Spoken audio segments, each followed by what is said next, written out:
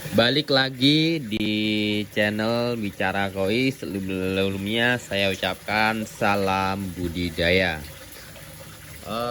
Teman-teman semuanya, mungkin bagi yang menonton short video dari channel Bicara Koi kan ada pertanyaan, kenapa kolam air ikan koi itu harus terus mengalir?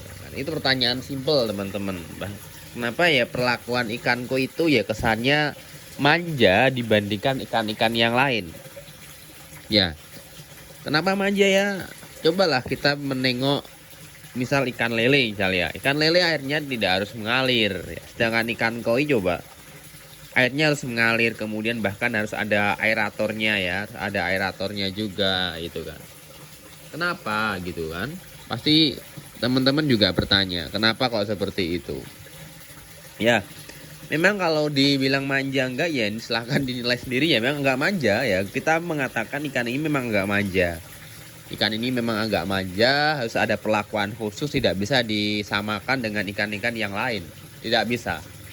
Contohnya adalah airnya harus mengalir, airnya harus bersih gitu kan. Ya memang manja dibandingkan ikan yang lain. Coba, tapi saya ingin kupas dari pertanyaan awal yang simpel, yang pertanyaan saya yang simpel tadi, yaitu kenapa kok air ikan koi itu harus mengalir gitu. Sebenarnya nggak harus mengalir sih teman-teman ya. Tapi gini, yang perlu kita ketahui pertama begini. Ikan koi itu kan adalah tipikal ikan yang bernafasnya di dalam air kan ya. Bernafasnya di dalam air. Tidak seperti ikan gurami atau ikan lele yang biasanya menjungup ke atas ini ya, menjungup permukaan sini, menjungup ke atas permukaan untuk menghirup oksigen. Nah, kalau ikan koi ini tidak, ikan koi ini tetap dalam air, bahkan bisa di bawah permukaan yang paling agak dasar gitu bernafasnya. Makanya pada saat itu tidak ada sirkulasi air atau oksigenisasi ya di dalam air, maka ikan koi itu sangat rawan sekali bisa mati. Ya, itu. Jadi kalau itu airnya hanya air yang diam, airnya kan oksigenisasinya nggak ada, jadi kan sirkulasi udara ataupun oksigen yang di dalam air nggak ada. Nah itulah yang menyebabkan ikan koi bisa mati. Berbeda dengan lele maupun gurami gitu. Itu yang pertama. Makanya harus ada semacam oksigen yang menyuplai terus dalam air untuk ikan koi itu sendiri. Itu ya. Kemudian andaikan tidak ada air yang mengalir seperti ini, karena beginilah, pencernaan koi itu kan termasuk, bukan pencernaan ya, termasuk apa bahasanya, termasuk buruk lah ya. Jadi misal kolamnya tetap ini ya, airnya nggak mengalir tuh ya, airnya nggak mengalir, kotoran koi itu kan mengendap di sini, dan itu akan berpengaruh terhadap kesehatan koi sendiri. Akhirnya kolamnya akan kotor. Nah ketika kolam itu kotor, itu juga akan berpengaruh terhadap ikan koi tersendiri, ya kan? Ikan koi itu kan manja karena harus bersih gitu kan, harus bersih kolamnya, kemudian butuh oksigen itu tadi. Makanya harus ada sirkulasi air untuk oksigen. Kemudian agar kolamnya bersih bagaimana? Airnya dialirkan agar kotoran-kotoran itu terangkut gitu kan, terangkut. Kalau sistem di sini ya teman-teman ya, kalau sistem yang ada di sini itu kan di situ ada semacam apa biasanya? Filter ya, ada filter. Filter itu digunakan untuk menyaring kotoran itu tadi gitu kan. Jadi air yang terus berputar ini harus ada penyaringnya. Harus ada penyaringnya, penyaring kotoran itu tadi. Jadi kalau nggak ada penyaringnya ini juga percuma teman-teman ya. Ini juga percuma. Makanya harus ada pompanya. Kemudian airnya dialirkan. Ada filternya, itu hal mutlak.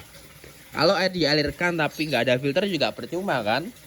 Oke, si ikan koinya mendapatkan oksigen tapi tidak mendapatkan air yang bersih, kan juga percuma, bisa mati gitu ya.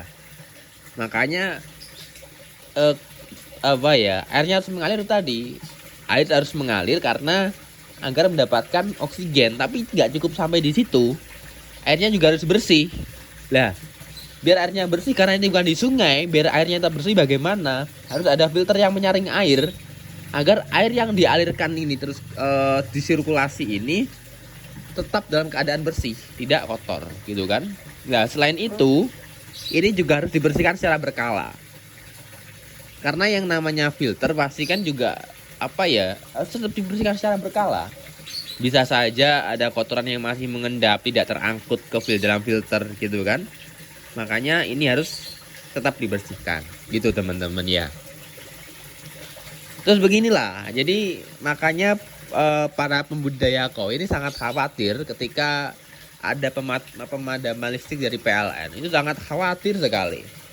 Karena bagaimana lagi ya, bisa mati kan koinya karena airnya nggak bisa. Coba pompa airnya menggunakan listrik ya kan, mungkin yang pakai aerator juga menggunakan listrik ya, akhirnya apa ya akhirnya akan berdampak pada ikan koi itu sendiri, akan berdampak pada ikan koi itu sendiri, bisa mati sampai 8 jam 10 jam, itu bahaya sekali bisa mati. Jadi bagi teman-teman yang punya budidaya koi sangat besar, pastinya juga harus mempunyai genset untuk mengantisipasi pemadaman listrik dari PLN. Mungkin itu ya teman-teman ya. Mungkin ada beberapa poin yang bisa diambil tadi. Mengapa kok kolam ikan koi itu harus mengalir? Ya, saya jelaskan tadi karena butuh oksigen. Terus juga airnya harus bersih untuk sirkulasi agar kotorannya ikut terangkat. Terus ada filter ya. Jadi ketiga hal tersebut harus berkesinambungan. Jangan sampai airnya mengalir tapi kotor, juga percuma itu nanti. Gitu ya teman-teman ya. Oke.